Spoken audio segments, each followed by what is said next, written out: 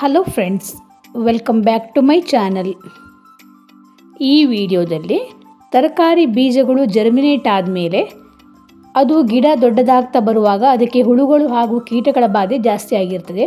So ಇವತ್ತಿನ ವಿಡಿಯೋದಲ್ಲಿ ಆ ಕೀಟಗಳ ನಿಯಂತ್ರಣಕ್ಕೆ, ಹುಳುಗಳ ನಿಯಂತ್ರಣಕ್ಕೆ ಯಾವ ಪೆಸ್ಟಿಸೈಡನ್ನು ನಾನು ಯೂಸ್ ಮಾಡ್ತಾ ಇದ್ದೀನಿ ಅನ್ನೋದನ್ನು ತೋರಿಸ್ತಾ ಇದ್ದೀನಿ. ಯಾರಾದರೂ ಫಸ್ಟ್ ಟೈಮ್ ಆಗಿ ನನ್ನ ವಿಡಿಯೋವನ್ನು ನೋಡ್ತಾ ಇದ್ದರೆ ದಯವಿಟ್ಟು ಸಬ್ಸ್ಕ್ರೈಬ್ ಮಾಡಿಕೊಂಡು ನೋಡಿ. ನೀವು ಸಬ್ಸ್ಕ್ರೈಬ್ ಮಾಡ್ಕೊಳ್ಳೋದ್ರಿಂದ ನನಗೆ ಇನ್ನೂ ಹೆಚ್ಚಿನ ವಿಡಿಯೋವನ್ನು ಮಾಡಲಿಕ್ಕೆ ಇಂಟ್ರೆಸ್ಟ್ ಬರ್ತದೆ, ಹಾಗೆ ಅದರಿಂದ ನನಗೆ ಹೆಲ್ಪ್ ಆಗ್ತದೆ. ಸೊ ನೀವು ಸಬ್ಸ್ಕ್ರೈಬ್ ಮಾಡಿಕೊಂಡು ವಿಡಿಯೋವನ್ನು ನೋಡಿ. ನನ್ನ ಹಿಂದಿನ ಒಂದು ವಿಡಿಯೋದಲ್ಲಿ ಪ್ಲಾಸ್ಟಿಕ್ ಗ್ಲಾಸ್ಗಳಲ್ಲಿ ನಾವು ಸೀಡ್ಸ್ಗಳನ್ನು ಹೇಗೆ ಜರ್ಮಿನೇಷನ್ ಮಾಡ್ಕೊಳ್ಳೋದು ಅಂತ ತೋರಿಸಿದ್ದೆ.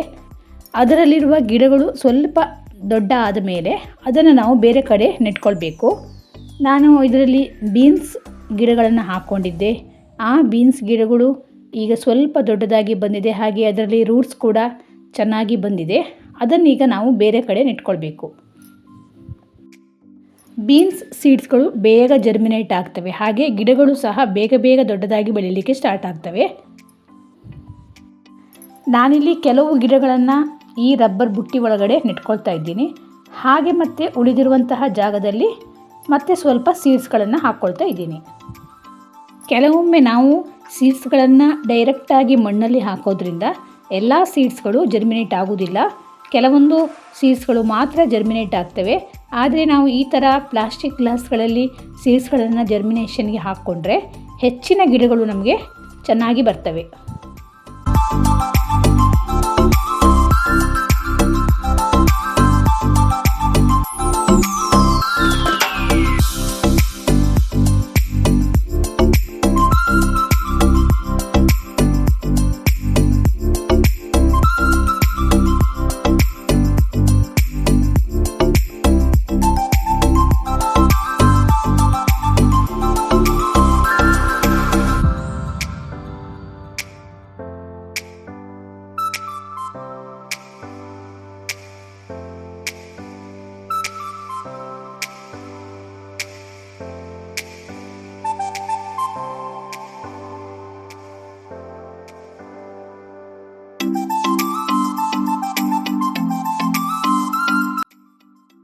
ಸೀಡ್ಸ್ಗಳನ್ನು ಜರ್ಮಿನೇಷನ್ಗೆ ಹಾಕ್ಕೊಂಡ ಮೇಲೆ ಯಾವುದಾದ್ರೂ ಒಂದು ಪೆಸ್ಟಿಸೈಡನ್ನು ನಾವು ಹಾಕಬೇಕು.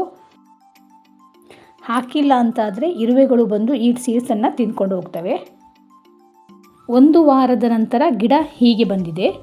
ಡೈರೆಕ್ಟಾಗಿ ಮಣ್ಣಲ್ಲಿ ಹಾಕಿದ ಸೀಡ್ಸ್ಗಳು ಎಲ್ಲ ಸೀಡ್ಸ್ಗಳು ಬರಲಿಲ್ಲ, ಕೆಲವೊಂದು ಸೀಡ್ಸ್ಗಳು ಮಾತ್ರ ಜರ್ಮಿನೇಟ್ ಆಗಿವೆ.